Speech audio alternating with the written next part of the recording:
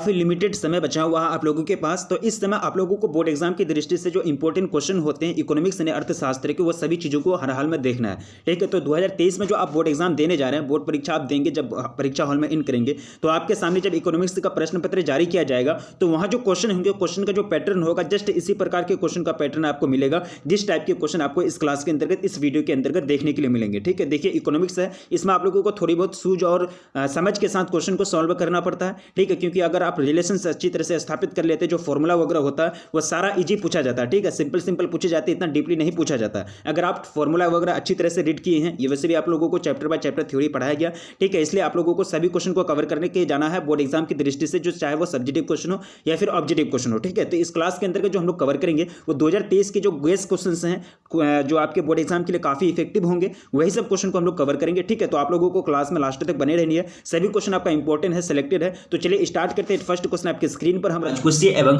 Budget घाटे को कैसे कम किया जा सकता है। ठीक है, किसके द्वारा किया जा सकता है, कम किया जा सकता है? कर राजस्व में वृद्धि करके, या फिर सरकारी व्यय में कटौती करके, बिल्कुल सरकार द्वारा अपव्यय रोक करके, बिल्कुल, यानी तीनों मेथड के द्वारा राजकोषीय एवं बजट घाटे को कैसे किया जा सकता है, एक तरह से कम किया जा सकता है। तो इनमें से सभी ऑल ऑफ दिस आपका राइट आंसर हो जाएगा फर्स्ट नंबर क्वेश्चन का। अब देखिए सेकंड नंबर क्वेश्चन आपका स्क्रीन पर समक्ष पूछा गया है कि सरकार बजट के माध्यम से निम्नलिखित में किन उद्देश्यों को पूरा करने का प्रयास करती है? तो आपका ऑप्शन दिया है आर्थिक विकास को प्रोत्साहन, तो इसका जो राइट आंसर हो जाएगा इनमें से सभी, यानी संतुलित क्षेत्रीय विकास, आय एवं संपत्ति पुनर्वितरण, यानी ऑल ऑफ दिस आपका ऑप्शन डी राइट आंसर हो जाएगा। देखिए सरकार बजट के माध्यम से, यानी सरकार जो हमेशा बजट लाती है तो उसको उद्देश्य, यानी लिखता है ना कि इतना रुपया, ये मतलब इतना रुपया कृषि क्षेत्र में खर्चा किया जाएगा, इतना रुपया बचा है तो शिक्षा क्षेत्र में खर्चा किया जाएगा, इतना रुपया स्वास्थ्य क्षेत्र में खर्चा किया जाएगा। तो उनका जो मेन मकसद रहता है, क्या रहता है, उनका प्रयास ये रहता है कि लोगों का आर्थिक विकास अच्छा हो, यानी प्रोत्साहन मिले, लोगों का गरीबी दूर हो, संतुलित क्षेत्रीय विकास हो, यानी संतुलित क्षेत्रीय विकास करने का मतलब ये हुआ कि अमीरी गरीब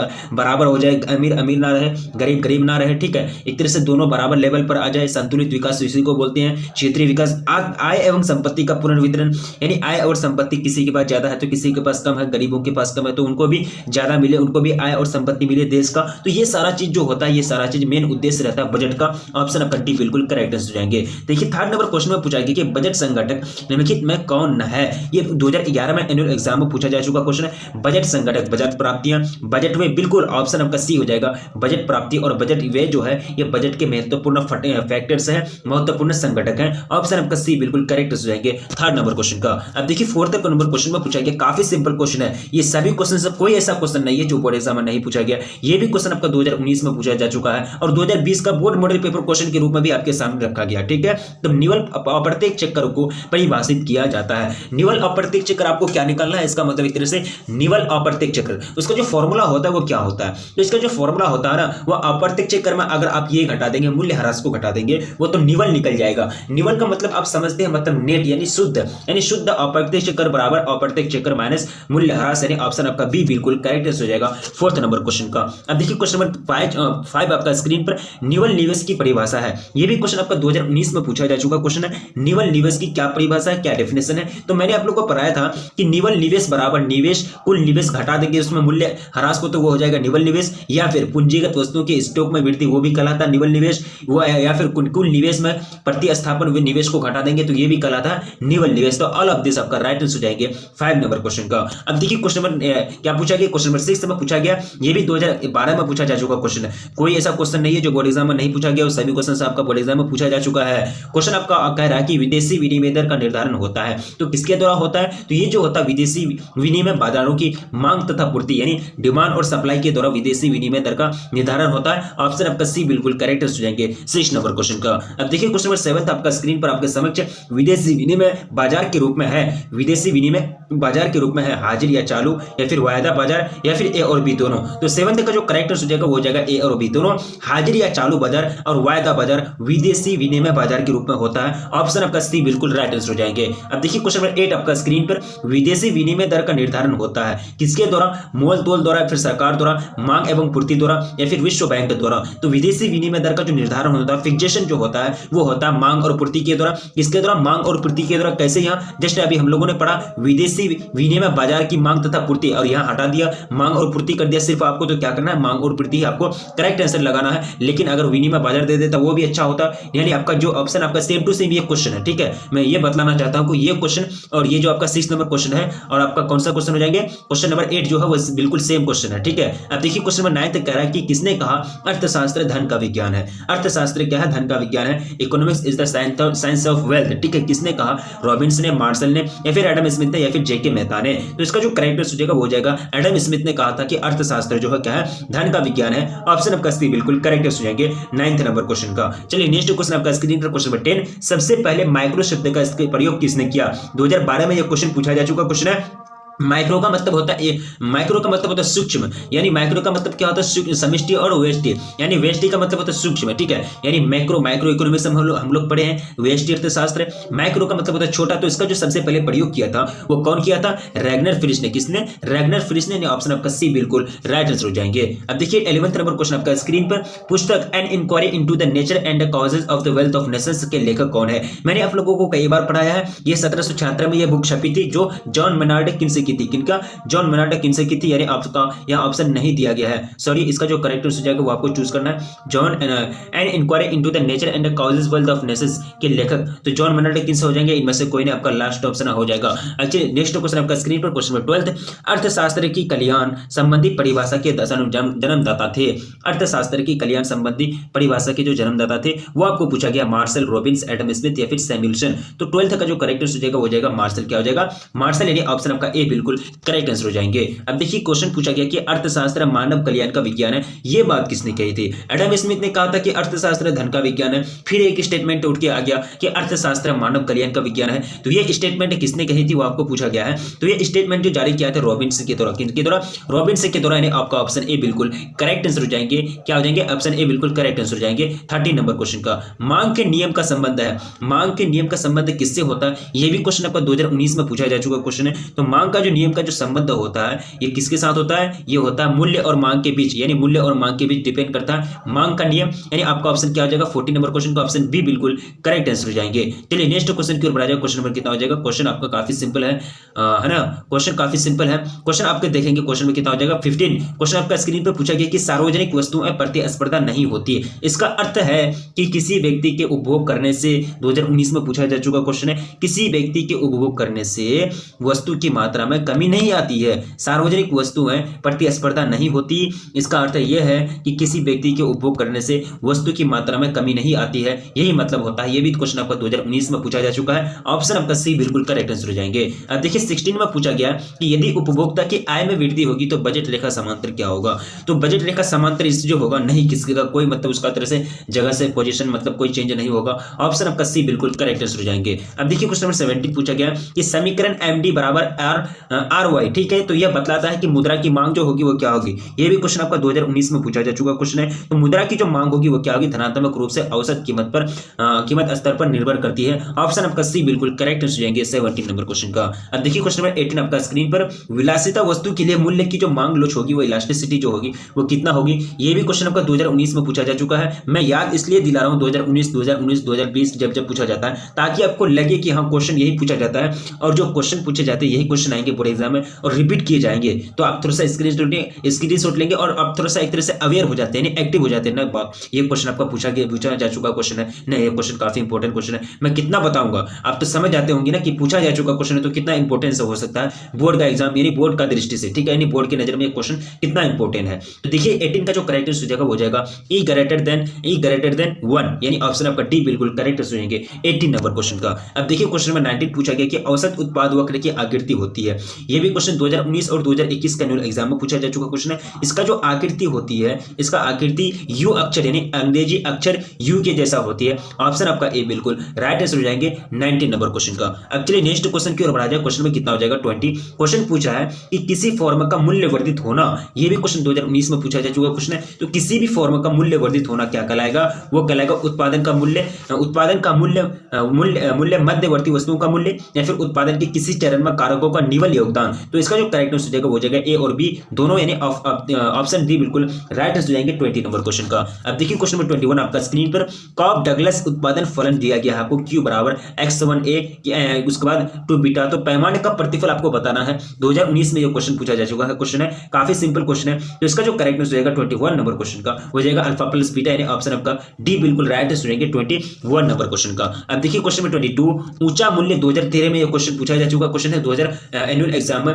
ऊंचा मूल्य कम पूर्ति, अधिक मांग, समान पूर्ति या फिर कम मांग। देखिए ऊंचा मूल्य होगा 22 नंबर क्वेश्चन, थोड़ा सा दिमाग लगाइए। किसी वस्तु का ऊंचा का मतलब क्या होता है? ज्यादा। किसी वस्तु का कीमत अगर ज्यादा होगा, अगर किसी वस्तु का कीमत 10 रुपया था, वो 10 रुपया से ऊंचा होकर के 20 रुपया हो गया, या ऊंचा चल के 20 रुपया होगा, तो उसका मांग घट जाएगा ना। अब उनको कोई खरीदने जाएगा ही नहीं, दाम बढ़ा दिया, कौन खरीदेगा? नहीं खरीदेगा, तो उसका मांग कम हो जाएगा। क्या हो जाएगा? मांग कम हो जाएगा। ये भी क्वेश्चन 2013 में पूछा जा चुका क्वेश्चन है। ऑप्शन आपका डी बिल्कुल राइट हो जाएंगे 22 नंबर क्वेश्चन का। अब देखिए क्वेश्चन नंबर 23 कॉफी के मूल्य में वृद्धि होने से चाय की मांग क्या हो जाएगी? ये भी क्वेश्चन आपका 2012 में पूछा जा चुका क्वेश्चन है। कॉफी के मूल्य में अगर वृद्धि होगी तो कोई नहीं जाएगा तो कॉफी पीने के लिए, कहेगा बोलेगा कि चाय का दाम जो है वही है, बढ़ा नहीं है, चलो चाय लेने जाते हैं, चाय पीने जाते हैं। ठीक है, तो यहाँ क्या हो जाएगा कि चाय का डिमांड बढ़ जाएगा। क्या हो जाएगा? चाय का डिमांड बढ़ जाएगा, यानी चाय की मांग बढ़ जाएगी। ऑप्शन आपका ए बिल्कुल करेक्ट आंसर हो जाएगा 23 नंबर क्वेश्चन का। अब देखिए क्वेश्चन नंबर 24 वह कौन सा समय है जिसके उत्पादन के सभी साधन परिवर्तित किए जा सकते हैं? तो वो कौन सा समय, किस समय में? 24 को आपका राइट आंसर चूज करना है। तो वह कौन सा समय है जिसके उत्पादन के सभी साधन परिवर्तित किए जा सकते हैं? तो दीर्घकाल। क्या हो जाएंगे? दीर्घकाल, यानी ऑप्शन आपका बी बिल्कुल करेक्ट आंसर हो जाएगा 24 नंबर क्वेश्चन का। अब देखिए क्वेश्चन नंबर 25 उत्पादन फलन को व्यक्त करता है। उत्पादन फलन को व्यक्त करता है, तो इसका जो फॉर्मूला हो जाता है वो काफी सिंपल फॉर्मूला होता है, यानी एक तरह से QX बराबर FABCD, यानी ऑप्शन आपका बी बिल्कुल करेक्ट आंसर हो जाएंगे 25 नंबर क्वेश्चन का। अब देखिए क्वेश्चन नंबर 26 बाजार मूल्य किस बाजार में पाया जाता है? बाजार मूल्य किस बाजार में पाया जाता है? तो 26 का जो करेक्ट आंसर हो जाएंगे अल्पकालीन बाजार में। बाजार मूल्य किस बाजार में पाया जाता है? अल्पकालीन बाजार में, यानी 26 का ऑप्शन ए बिल्कुल करेक्ट हो जाएंगे। चलिए नेक्स्ट क्वेश्चन की ओर बढ़ा जाए। क्वेश्चन नंबर 27 बाजार मूल्य संबंधित होता है। बाजार मूल्य जो संबंधित हो जाए किससे संबंधित होता है? तो ये जो संबंधित होता है ना अति अल्पकालीन मूल्य से। किससे? अति अल्पकालीन मूल्य से, यानी ऑप्शन आपका सी बिल्कुल राइट आंसर हो जाएंगे 27 नंबर क्वेश्चन का। चलिए नेक्स्ट क्वेश्चन की ओर बढ़ेंगे। क्वेश्चन काफी सिंपल है। अभी तक जो वीडियो को लाइक नहीं किए तो प्लीज वीडियो को लाइक कर देंगे और अपने दोस्तों में प्लीज एक बार जम करके शेयर कर देंगे, क्योंकि आप ही के लिए इतना मेहनत की जाती है, आप ही के तरह से बलबूते पर यहाँ पहुंचे हैं। और प्लीज आप लोग एक बार हेल्प करेंगे तो आप लोग का छोटा सा हेल्प हम लोगों के लिए कितना मोटिवेशन हो सकता है, ये आप लोग खुद अंदाजा लगा सकते हैं। ठीक है, चलिए नेक्स्ट क्वेश्चन की ओर बढ़ा जाए। क्वेश्चन नंबर 28 बाजार की निम्नलिखित में से कौन सी विशेषता है? बाजार की निम्नलिखित में से कौन सी विशेषता है? जो विशेषता प्रॉपर्टीज जो होती है वो क्या होती है? एक क्षेत्र, बिल्कुल बाजार एक क्षेत्र होता है जहां क्रेता और विक्रेता होते हैं। क्रेता और विक्रेताओं की स्थिति, बिल्कुल क्रेता और विक्रेता बाजार में पाए जाते हैं। बायर और सेलर, यानी क्रेता और विक्रेता खरीदने और बेचने वाले वहां पाए जाते हैं। कोई भी वस्तु को बेचने यानी खरीदने वाले पाए जाते हैं। वस्तु का मूल्य वहां पाया जाता है, यानी बाजार में। बाजार के अलावा आपको कहां पता चलेगा? बाजार में ही आपको पता करना पड़ेगा ना कि कौन सा वस्तु का मूल्य कितना रुपया है। तो ये तीनों चीज जो होती है विशेषता होती है किसकी? बाजार की। ऑल ऑफ दिस आपका ऑप्शन डी करेक्ट आंसर हो जाएंगे इनमें से सभी। 28 का क्या हो जाएगा? ऑप्शन डी बिल्कुल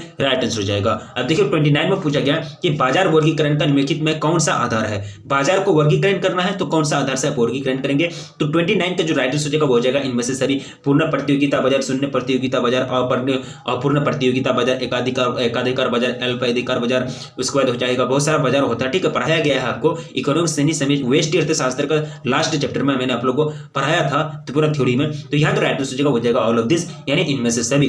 चलिए नेक्स्ट क्वेश्चन आपका स्क्रीन पर पूछा गया कि पूर्ण प्रतियोगिता बाजार की निम्नलिखित में कौन सी विशेषता है? पूर्ण प्रतियोगिता बाजार की जो विशेषता है निम्नलिखित में कौन सी विशेषता है? तो यहाँ जो हो जाएंगे 30 नंबर क्वेश्चन का जो राइट आंसर हो जाएगा क्रेता और विक्रेताओं की संख्या अधिक होती है। बिल्कुल क्रेता और विक्रेताओं की संख्या अधिक होती है। वस्तु की समरूप इकाई पाई जाती है। बिल्कुल हर एक अलग अलग कंपनी की वस्तु पाई जाती है, कोई एक कंपनी का धाक नहीं चलता बाजार में। और सारे क्रेता और विक्रेता को ये चीज मालूम रहता है कि कौन सा चीज कितना रुपए में कहाँ बेची जा रही है, कहाँ खरीदी जा रही है, वो सारा चीज मालूम रहता है। ठीक है, बाजार दशों का पूर्ण ज्ञान, बिल्कुल बाजार दशों का पूर्ण ज्ञान सबको होता है, हर एक व्यक्ति को होता है। ऑप्शन डी इनमें से सभी जो है तीनों के तीनों क्या है? पूर्ण प्रतियोगिता बाजार की क्या है? विशेषता है। ऑप्शन आपका डी बिल्कुल राइट हो जाएंगे 30 नंबर क्वेश्चन का। अब देखिए क्वेश्चन में 31 पूछा गया कि किसके अनुसार 31 नंबर क्वेश्चन क्या पूछ रहा है कि किसके अनुसार संतुलन कीमत वह कीमत है जिस पर किसी वस्तु की मात्रा जिसे विक्रेता बेचने के इच्छुक है उस मात्रा के बराबर होती है जिसे क्रेता खरीदना चाहता है। किसके अनुसार? तो 31 का जो करेक्ट आंसर जाएगा वो जाएगा अल्फ्रेड मार्शल। किनके अनुसार? अल्फ्रेड मार्शल के अनुसार। ऑप्शन आपका ए बिल्कुल राइट आंसर जाएंगे 31 नंबर क्वेश्चन का।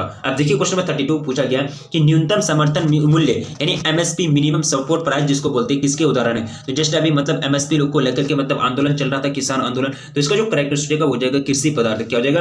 कृषि पदार्थ यानी ऑप्शन आपका बी बिल्कुल करेक्ट हो जाएंगे 32 नंबर क्वेश्चन का। चलिए नेक्स्ट क्वेश्चन की ओर बढ़ा जाए। क्वेश्चन नंबर 33 वितरण के आनुवंशिक आधुनिक वितरण के आधुनिक सिद्धांत को कहा जाता है। ठीक है, वितरण के जो आधुनिक सिद्धांत है यानी मॉडर्न जो प्रिंसिपल है वितरण के डिस्ट्रीब्यूशन के, तो उसका जो नाम है वो आपको बताना है 33 नंबर क्वेश्चन में। तो इसका जो नाम होता है ना उसको कहते हैं क्या? साधन कीमत यानी साधन कीमत निर्धारण की मांग तथा पूर्ति सिद्धांत यानी ऑप्शन आपका ए बिल्कुल करेक्ट हो जाएंगे 33 नंबर क्वेश्चन का। चलिए नेक्स्ट क्वेश्चन की ओर बढ़ा जाए। क्वेश्चन में 34 पूछा गया कि साधन का पूर्ति वक्र कैसा होता है? साधन का पूर्ति वक्र जो होता है वो कैसा होता है? तो जस्ट क्या होता है कि बाएं से दाएं ऊपर की ओर होता है। इसका ग्राफ जो होता है ना दाएं से बाएं और ऊपर की ओर डायरेक्ट चला जाता है। ठीक है, ग्राफ आप समझेंगे तो अच्छा तरह से समझ में आएगा।